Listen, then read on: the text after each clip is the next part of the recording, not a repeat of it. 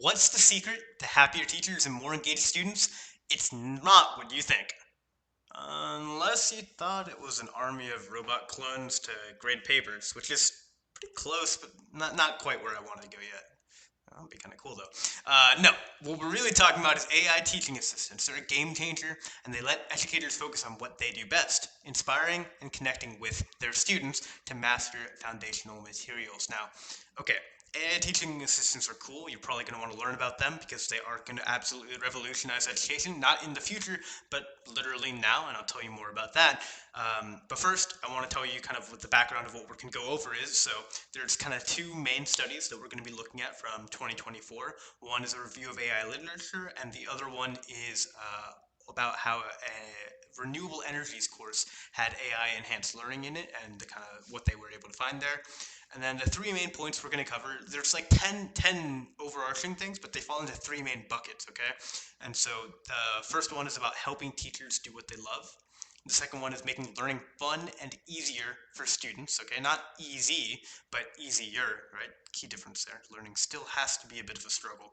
And then the third thing is letting everyone be able to become a great teacher. Not just a good one, but a great one. Okay, so before we get into there, you guys probably want to know who I am. My name is Akir Chatterjee. I left my software development job at Amazon to become an AI strategist for higher education. I've worked with over 40 faculty and administrators across 17 universities, and my company, Tailored Tutor, has run AI course assistant pilots in multiple departments at UT Austin, impacting hundreds of students. All right, with that out of the way, let's just get straight into the main content for this video. So the first thing is let teachers do what they love. Let teachers, this is going to be mind-blowing, let teachers teach, okay? I know it's a bit of a crazy idea, but you guys might be surprised at how much work teachers do outside of just teaching, okay? If you're a teacher, you already understand where I'm coming from, but if you're not, let me paint the picture for you guys, okay? We need to reclaim our time for true teaching. This is point number one, okay? Teachers, on average, work 53 to 54 hours per week, which is significantly more than the average working adult, right? People say they're working 40 hours a week. Okay, I don't know, but 53 to 54 is crazy, okay? And then additionally, 54% of that time is spent on non-teaching tasks. How crazy is that? That's absurd, okay? So less than half the time is spent teaching. What's the other 54%, okay? Well, some of that's like parent meetings, lesson planning, stuff that's going to have to happen anyways. And I think AI can assist with that a little bit, maybe not all of it, but some of it. But the real thing that kind of sucks the soul out of everyone, even educators, anyone, right? Is kind of the bureaucracy you have to go through, the administrative work that no one really likes doing, right? Give that to AI. Okay, that takes about 30% of their time, which could save about 16 hours per week. And this is stuff like working with their learning management system or figuring out how to get their information to students better, right? How to disseminate that information. All of this can be done by just syncing everything together, right? And having an AI system be able to give that to students. Here's their syllabus, right? Oh, you have a question about the syllabus? Here's when your test is going to be. Okay, now this is going straight into our second point, okay, which is 24/7 virtual office hours are something that are in excuse me, 24/7 virtual office hours. That's something that we enable with AI, okay? So AI can answer these kind of common syllabus questions and assignment questions that students are always flooding your inbox with, okay? If you're an educator, you understand that your inbox, like you get like test is coming up, 5, 10 students are sending the same email. Hey, when's the test? When's that? Right? And it's all on the syllabus, and you just want to scream and pull out your hair because, oh my God, why can't you guys read this thing? Well, put an AI teaching assistant in between you and the students, okay? So now, instead of them asking you, right, directly, they're going to be able to ask this AI teaching assistant. It's going to say, here's your syllabus, here's exactly what it says, and they'll be like, oh, perfect, okay, thank God. Now I don't need to go bother my professor to actually get the information here, which, is going to save you a lot of time. It's also for assignments too, right? Where people are posting on these discussion boards like, hey, I need help. I don't understand this. Why is my code not working? What is 1+1, right? Like these kind of simple questions that they should maybe be able to answer themselves, but they're not. or maybe they aren't even pretty complex. AI can help that, and that's something we've been able to show. But that's for another video. Um, this is something I really hear a lot from other faculty is just they're complaining about their flooded inboxes. So I think that'll be a real help here. It'll reduce teacher stress, give them more time to just relax, right? And it'll really increase student satisfaction as well. So I think those are going to be pretty big. Okay. Then the last point I want to talk about in terms of letting teachers actually teach is grading. Now, I don't think anyone really likes doing all this kind of grading work, and I will say I haven't personally worked with any products that are great for AI grading because I think the most important part is allowing teachers to remain in the loop for accountability. IBM famously said, I think back in like 1979, I have it in my notes here. Um, but they said you should never let a computer make a management decision because computers can't be held accountable. It's kind of the same thing for these AI systems, right? They're not real people, they can't be held accountable. So you shouldn't ever let it make a real grading decision. But what you can do, and what I've seen, I have a friend at AutoMark. Okay, I actually just met him because I saw he was doing some cool stuff on LinkedIn, and they do automatic grading. And what they do is they help you create a rubric for your lesson plan, for your assignment, whatever you're doing. And then students can submit their writing or whatever their answers are. I don't exactly know how it works. Go check out automark.io. I'll leave a link in the description for that. But what they're able to do is with that kind of platform, it makes it a lot faster for you to be able to grade because it can say, hey, based on what the student did, here's my logic, here's the AI's logic for why they should get this grade on the rubric based off of what rubric you made. And so it helps you make the rubric, I think. It also helps you discuss, hey, this is what the student should get. And then it's just up to the teacher to say approve, approve, approve, approve, approve. Like, oh, but maybe I actually think the student should get this and that. Okay, so I'm going to change, what the AI said. That's a really good way of keeping the teacher in the loop there. Yeah, that's a big thing in AI, keeping the human in the loop, right? You want the actual accountability to go onto a human, but you want AI systems to be able to assist humans in these kind of decisions, and in this case, teachers. So I think it's a really great way. So shout out again to Holden at AutoMark for that kind of great product. Really opened my eyes to what we can do with grading, and I'm hoping to do some cool stuff with that in my future as well. All right, moving on to point number 2, we're going to be able to create way more engaging products for students, okay? Make it better for our students, okay? So there's kind of 3 main ideas here. First one is personalized learning pathways. Now, a lot of people have talked about this, okay?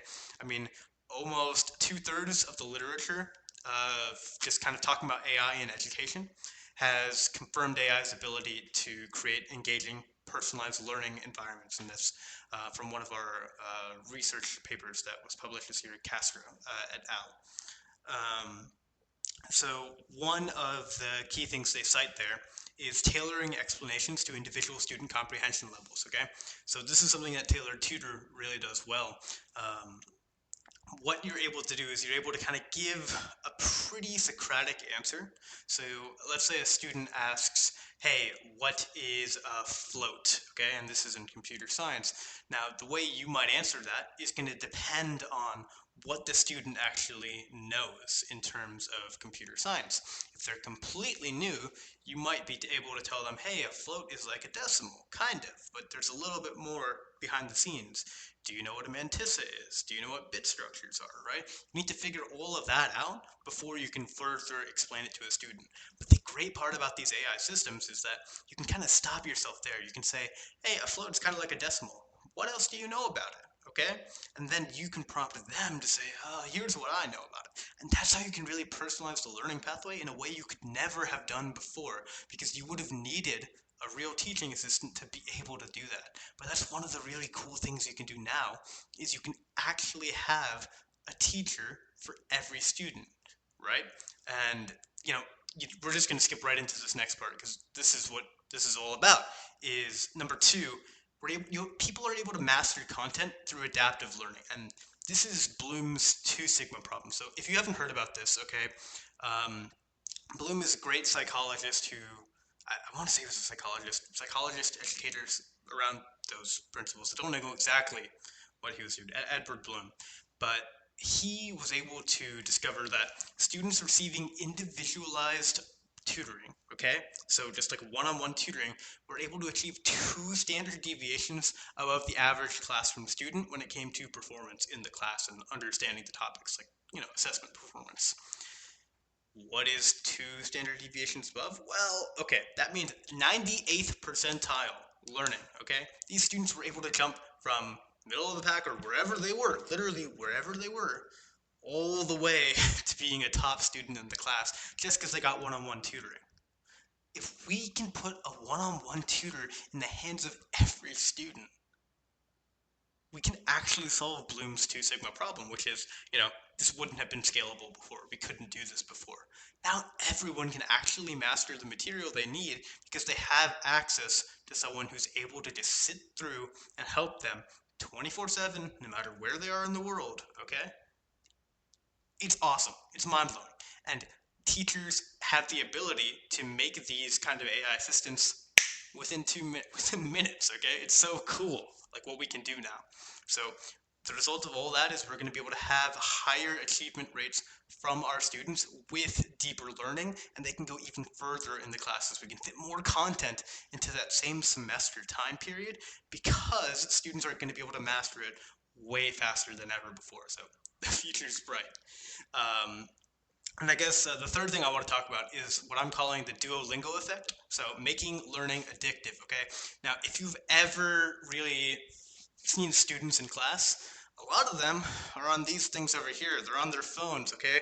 They're scrolling in class. Everyone's addicted to TikTok, YouTube Shorts, whatever you want to call it these days, Instagram, right? All this stuff is what we're actually fighting against as educators, okay? We're not fighting against other institutions. We're not fighting against, I don't know, textbooks, other courses, whatever you want to think. No, we're trying to fight for our students' attention. And to get their attention, we have to use a lot of the same tactics that these other social media companies or other applications are using. Okay, we have to adapt to the digital age here. Otherwise, students are just not going to engage with us. And then they're not going to learn. And then our society is going to be a lot worse. We need to get these guys to learn. So how do we do that? Well, there was a great TED Talk by the founder of Duolingo. I'll link it again. I really think you guys should watch that one. But what he talked about is how you can get about 80% of the way to where we need to go. Okay, you can get about 80% of the way of the kind of addictive properties of social media, and you'll never get the 100% but you'll have this like kind of purpose part up top. The last 20% is going to be filled by the purpose and the meaning that students get after they learn the material. So what do I mean by that? If you've ever like just scrolled for like hours on end on social media, you get sucked into the trap, afterwards you feel terrible. You're like, what am I doing with my life? Okay, I've been there. I know I have. If you haven't, this is something that I know every student has been through. Okay, but when you do that with learning, you feel so good afterwards. And this is exactly what he talked about on Duolingo, is you're learning language, right? So you feel like you've accomplished something. So it's kind of our moral obligation to make these things feel fun and engaging, right? And I can talk about that, but here's how you do it, okay? There's 3 main things. You got to have streaks, right? So when people come onto a learning platform, you give them a little bit of a streak, like, hey, you logged in again today, or hey, you did this, you chatted with the AI tutor today, great, okay? Achievements of, oh my God, you mastered this material today, great job, right? Or you've, talked with the AI tutor in this many milestones. Encourage them, like gamify it basically, and then give them personalized reminders. This was actually not just something that Duolingo's talked about, but there's been a Georgia State study, not one of the 2 studies I mentioned earlier, but Georgia State University did a study on giving students personalized reminders through text basically on when their assignments were due, and they saw that assessment rates went up pretty significantly. I don't remember the exact numbers there, but again, we can do that, right? Duolingo does this with, the famous Duolingo bird is like really like staring them down, like, "Hey, where are you, man? I want you to help. I want to help you learn. Where have you been?" Right? All that's really good, and we can apply this to literally every course by having an AI tutor. Kind of last thing in that Duolingo effect, right, is having the personification of that bird, right? You feel like you have someone who's there to help you learn, right? Like it's a real person, even though it's just a bird. And this is actually something that's been interesting. We kind of have been seeing that with some of the students who use these AI tutors. Is they're talking like, oh, it's a person, right? Oh, you're helping me out. This is really nice. Thank you. You can kind of see this with character.ai as well. Apparently, they've had this kind of explosion of growth, and people are really talking to them like, they're friends, which I'm not going to make a moral judgment on whether that's good or bad or not. Um, but, it's just is what's happening. So, as educators, we should adapt to that. All right, last thing, just a little bonus thing I'm going to throw into this category is kind of the next gen teaching methods that this kind of allows us to do. So, currently, we can have AI-powered interactive discussions and personalized feedback. In the future, as we continue to build this stuff, we're going to be able to have immersive simulations for case studies, right? Imagine you're in a business school, you can do some great case study stuff, and scaling mastery learning, okay? So give the personalized attention, solve Bloom's Two Sigma problem for every student, okay? And this is something we've really been able to see through the AI enhanced renewable energy resources course. A lot of these ideas come out of there. Okay, last main bucket that we're going to talk about today is empowering subject matter experts as educators. So we're going to be able to democratize expertise sharing. So what exactly do I mean by this? Well, I'm going to say something maybe a little controversial here again. A lot of people think they can teach, but not a lot of people can teach well, okay? I think the barrier of entry to teaching is pretty low, but if you think about through your life, the best teachers you've ever had are way up here, and the worst teachers are way down here, right? Because they just entered probably and thought, oh, I don't need to get that much better, or maybe they just started and they weren't that good yet, right? But the best teachers you've had, you can remember them, but you can probably count them on your fingers, okay? I've been lucky to maybe have like over five, which I think is awesome, but I don't think a lot of people can have had that experience throughout their life, right? We need to be able to raise the floor for teachers to be able to design pedagogically sound courses and allow anyone who's a subject matter expert to be able to share that with the rest of the world, right? And create courses that are actually good and engaging for students. So, here are a few different ways you can do that. 4 different ways, okay? We're just going to go over them pretty quickly. So, turn people from information dispensers to insight sharers, okay? So, allow AI to be what focuses on the routine information delivery, right? So you're still kind of doing the lecturing, right?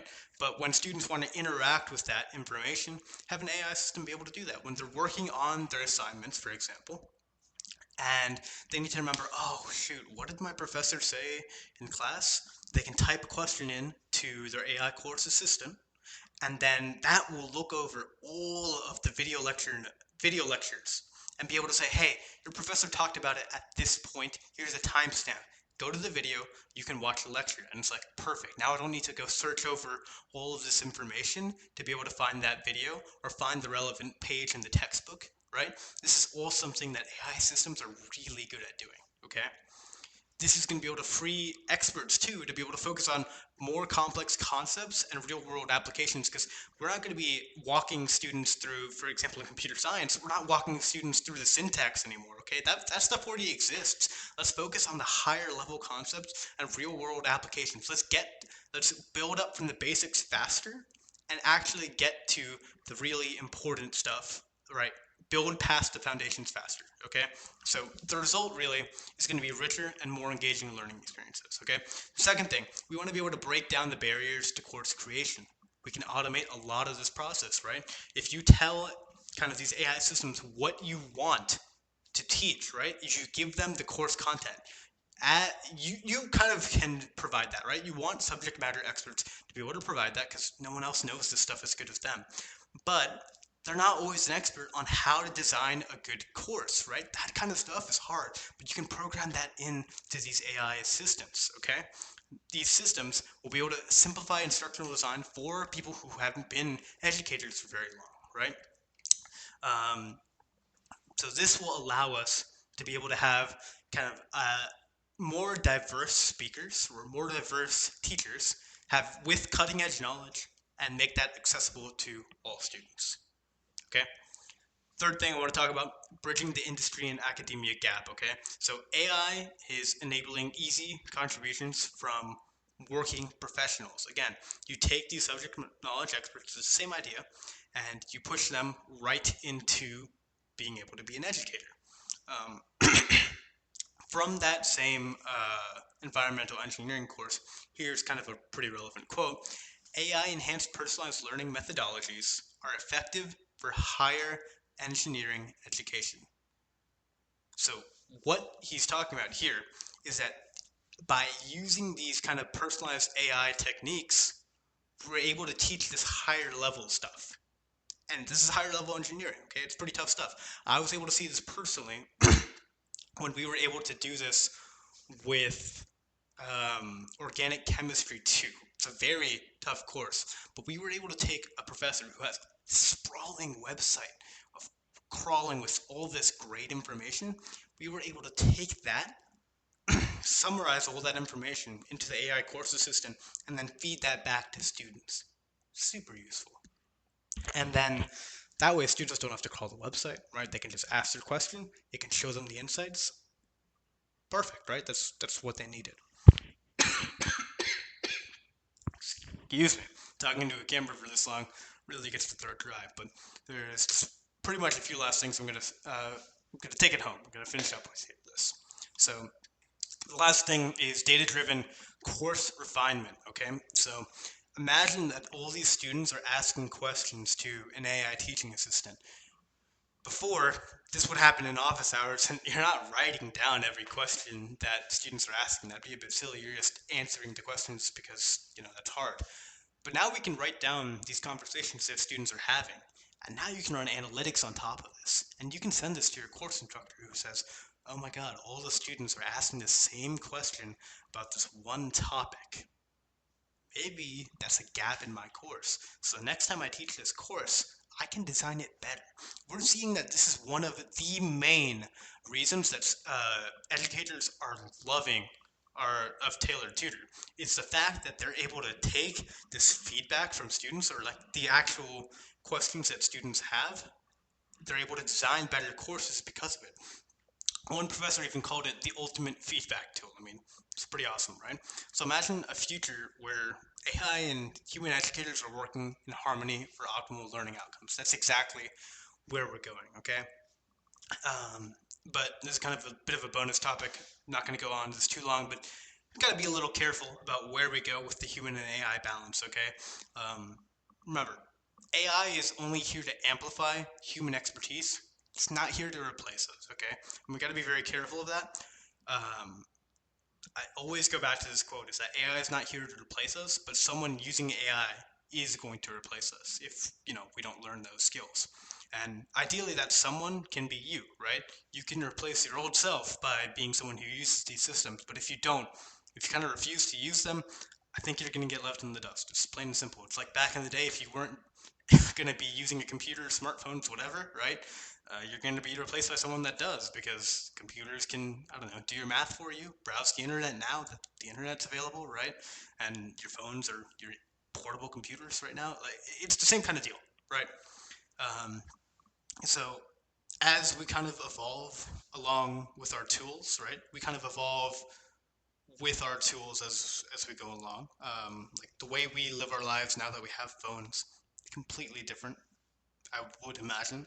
Maybe I'm a bit too young to actually know that. So don't take my word for it, but I think you guys know where I'm going. I'm not going to ramble on too much more about that. So let's kind of recap what we talked about today, okay? So the main points is kind of freeing teachers from their administrative burdens. Let them teach, let them do what they love. Second thing is making students much more engaged in the learning processes. Let's transform learning into an engaging adventure using the Duolingo effect and solving Bloom's two sigma problem. And the last thing, the third thing, is empower subject matter experts to become educators. Let everyone be a real good educator. Let's raise that floor and make the barriers of designing a good pedagogical instructional course. Uh, let's make that easier, okay? Let's lower those barriers. So, again, AI teaching assistants are a game changer for education. I think every teacher needs to have one. So, I would like to encourage you guys, if you thought the message was good, if you thought this was valuable, please give this a like, put a comment down below, and share this video with someone who you think would actually benefit from hearing about this, who might be interested in trying an AI assistant. I think this would be great for them to hear about. So I would like to invite you guys to subscribe or follow, depending on whether you're watching this on YouTube or LinkedIn, for more content on educational technology and how we can use AI to bring higher education to the next level. And finally, there will be some more links to talk about the studies, or you can check out our website or blog for more in-depth education on AI in education. All right, my name's been Ahir Chatterjee. Thank you guys for watching, and I'll see you guys in the next video. Bye-bye.